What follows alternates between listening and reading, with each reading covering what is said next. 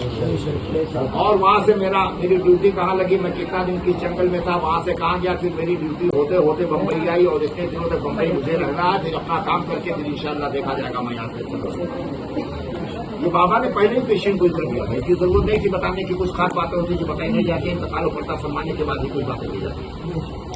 تو بابا کی ڈیوٹی تھی یہاں منگالا کے لوگوں نے یا بمبئی کے لوگوں نے سمجھا نہیں بابا، جانے کے بعد احساس ہوتا ہے، جانے کے بعد لوگ ہاتھ پڑھتے رہتے ہیں کہ کیا فائدہ ہے کس کو بول دیا۔ اتنی بڑی ہستی چلی گئی، اتنا بڑا سرپرست منڈالا کو چھوڑ کے چلا گیا، خدا کی قسم بابا جب تک تھے اس محلے میں رحمتوں کی بارش ہوا کرتی تھی، ہر آدمی چلا آتا تھا، لگتا تھا کہ کوئی شیخ بیٹھا ہوا ہے، جب ادھر سے گزر ہوتا تھا ہم لوگوں کا تو کہتے تھے ہماری شیخ یہاں بیٹھے تھے۔ پورا منڈالا نور بنا ہوا تھا بابا کے تشریف لے جانے کے بعد، ایسا لگتا ہے جیسے کہ یہاں کی روحانیت ساتھ ساتھ چلی گئی، یہاں کی روحانیت ساتھ ساتھ چلی گئی۔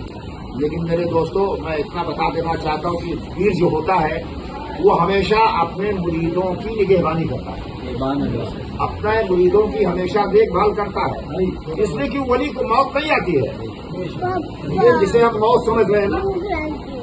چلو بابا کا انتقال ہو گیا، بظاہر پردہ کر کے آنکھوں کو بند کر لیا، چلے یہ پردہ ہے، اس کو موت نہیں کہتے ہیں۔ اولیاء کرام کے اس انتقال کو پردہ کہا جاتا ہے یا انتقال کہا جاتا ہے، موت تو نہیں کہا جاتا ہے کسی نے۔ اگر آپ موت کہہ دو گے تو قرآن کا انکار ہو جائے گا، کافر ہو جائے گا۔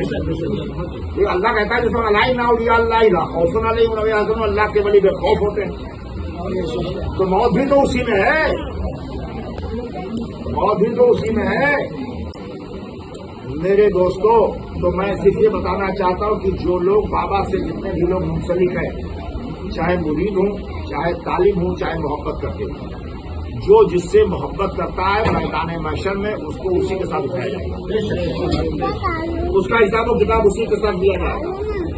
اور یاد رکھیے جاکری کا عالم بڑا خطرناک ہوتا ہے، عام آدمی کو تو چھوڑ ہی دیجیے، عام آدمی کی تو میں بات نہیں کرتا، کسی مولوی کی بات نہیں کرتا، کسی عالم و مفتی کی بات نہیں کرتا ہوں، میں بہت بڑے امام کی بات میں کر رہا ہوں، دنیا کے بہت بڑے امام کی بات کر رہا ہوں، اس امام کی بات کر رہا ہوں جو فن منطق کا امام ہے۔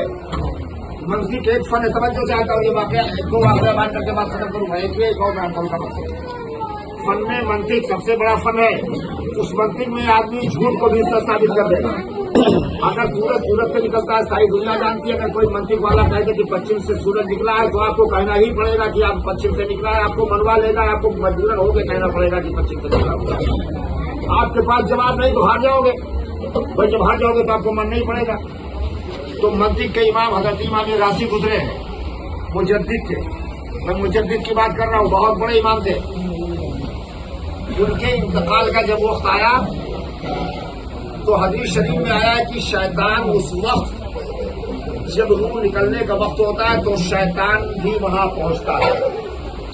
بعض روایتوں میں کہ پانی لے کے آتا ہے، بعض جگہ کچھ لوگ لکھتے ہیں کہ پیشاب لے کے آتا ہے وغیرہ، ایمان چھیڑنے آتا ہے وہ۔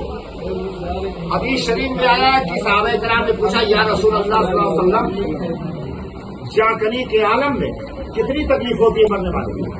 تو میرے آقا نے ارشاد فرمایا کہ اس کے پاس پیاس کا یہ عالم ہوتا ہے کہ اگر 7 دریا بھی اس کے منہ پہ لگا دیا جائے اور سارا پانی پی جائے تو بھی اس کی پیاس ختم نہیں ہوتی، یہ عالم ہوتا ہے۔ تو امام راضی کا انتقال کا وقت آیا، شیطان پہنچ گیا، ادھر فرشتہ روح نکال رہا ہے، یا حضرت اسرائیل روح نکال لیں گے، شیطان ابلیس پہنچا ہوا ہے، سوال کر دیا۔